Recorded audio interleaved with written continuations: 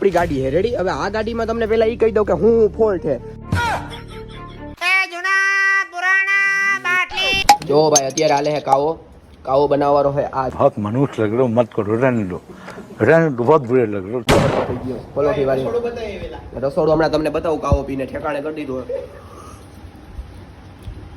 કેટલા રૂપિયામાં કાવો બનાવી દો તમે બધાને?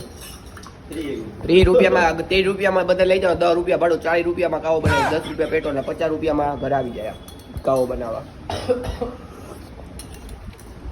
કેવો બન્યો હે કાવો? ઓલા જરીક ઓલું લાગતું છે તો કરીને કહી દે.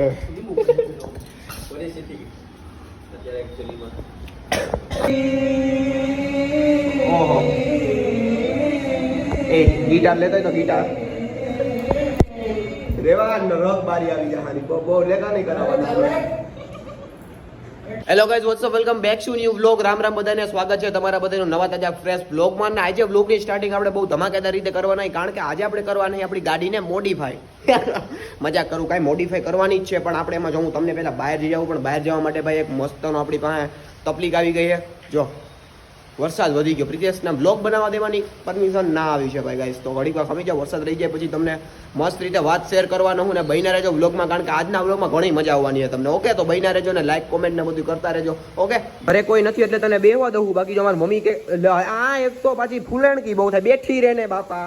બેઈ જા વરસાદના હિસાબે તને બેહવા દઉં. બેઈ જા ને યાર, બેહીને દૂરો મથા ટેક દિયા, મૂળ દેખ દિયા. જો ભાઈ અત્યારે વરસાદની સિઝન હાલે ને તો થોડુંક બચીને રહેવું, કારણ કે જો આવા નઈત નવા જીવડા ને મારા ઘરમાં તો આટા મારે, પણ તમારા ઘરમાં મને ખબર નહીં. પણ જો આ જીવડો નવો આવ્યો દેખાય તમને, આ ગદનો લીલો હે, ગદનો ઝેરી લાગે એવું લાગે આમ હે ને. જો આની પાસે નેથી ન જોવો તમે, આ ગદના હે ને ખુલ્લા બદમોશી બહુ કરે.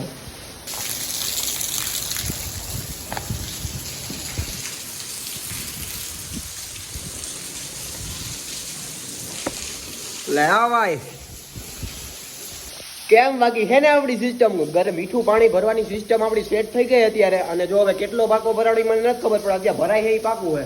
દેખાય તમને બુડબુડિયા જેવું પાણી જાય આમ, પ્યોર એટલે પ્યોર હે ને, આમ કહેવાય ને કુદરતી પાણી પીએ અમે તો. અને આને તો અંદર બેહવા દઈ. હવે સાંભળજો ભાઈ, આપણી ગાડી છે રેડી. હવે આ ગાડીમાં તમને પેલા એ કહી દઉં કે હું ફોલ્ટ છે. જો આ પેલા સૌથી વાત તો પેલા નવું ટાયર નાખવાનું હોય રેડી. એ ટાયર નાખાઈ ગયું પૂરું, પછી આ જમ્પ ભરાવાના હોય. જમ્પ ભરાઈ ગયા એટલે આપણે આ મેન તમને કહું ને તો ભાઈ આપણી પાસે આ લાઇટ હાવ ડીમ પડે છે બેટરી ના હોવાને કારણે. એટલે આપણે પહેલા તો સૌથી પહેલા તો એને ગાડીની લાઇટ હમી કરાવી જો હે, એ મેન કામ છે. બીજું વાત શું છે તો કે ભાઈ અહીંયા જે બેઠા હોય ને વાહે જે બેઠા ને એના માટે પગું નથી, તો બીજી પ્રાયોરિટી આપણે પગાને આપશું. પેલી પ્રાયોરિટી કોને આપશું તો કે કીકને, કારણ કે કીકમાં જે ભાઈ જે અહીંયા કોઈક ગાડી આપતું હોય ને કીક મારે ને તો ભાઈ કે આ વરસાદનું વાતાવરણ મારા મામા કે કીક મારું તો લપસી બક્ષી જાવ તો કે લપસી જાય પગ તો કે ખૂતો ભરી જાય કે પેનીમાં, તને ખબર છે ને. તો સૌથી પહેલા તો આપણે ભાઈ છે ને કીકનું બૂચિયું નાખશું, બીજા નંબરે ભાઈ આ પગું નાખશું, પછી ત્રીજા નંબરે પપ્પાની પરમિશન આવે એટલે આપણે નાખશું ટાયર, અને ચોથા નંબરે ભાઈ આપણે નાખશું લાઇટ. તો આપણે પપ્પાની પરમિશન લેવાની જરૂર નથી, કારણ કે એમાં નાનો ખર્ચો આવી શકે. એટલે આપણે ભાઈ મોટી પરમિશન પપ્પાની કેમાં લેવી પડશે? ટાયરમાં. સમજી ગયા? એટલે સૌથી પહેલા આપણે અત્યારે કામ કેવું પૂરું થાય ખબર છે તમને? આપણે આ બૂચિયું નાખવાનું અને આ નાખવાનું અને પ્લગ નાખવો પડે મેં, કારણ કે ભાઈ છે ને ગાડી છે ને ઉપાડીએ ને એટલે ભૂમ ખબર કરવું પડે ગરમ. તમે બધા શું વિચારો કે ભાઈ ગાડી છે ને સવારના પોરમાં શિયાળામાં થઈ જાય એટલે ભૂમ કરવું પડે, પણ મારે એવું છે ને જઈ આગું તઈ કરવું પડે.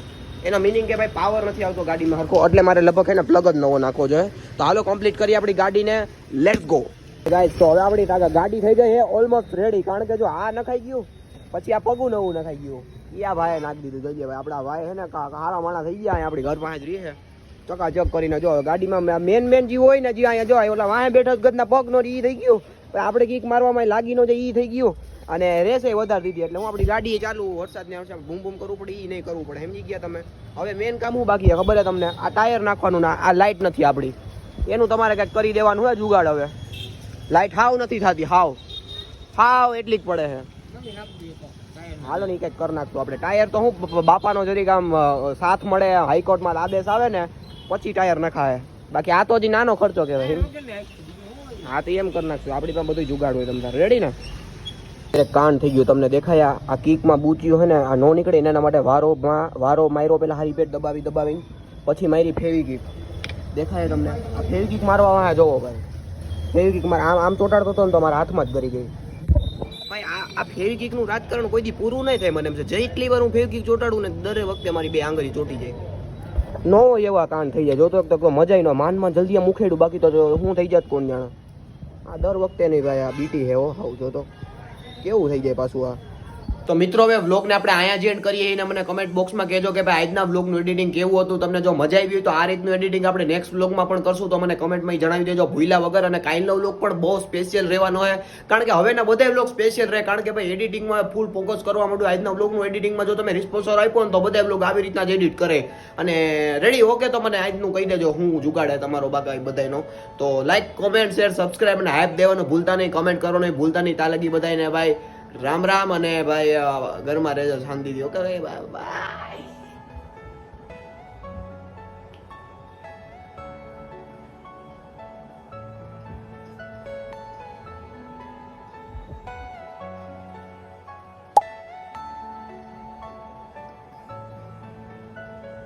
ચાલે તું માફ કરને.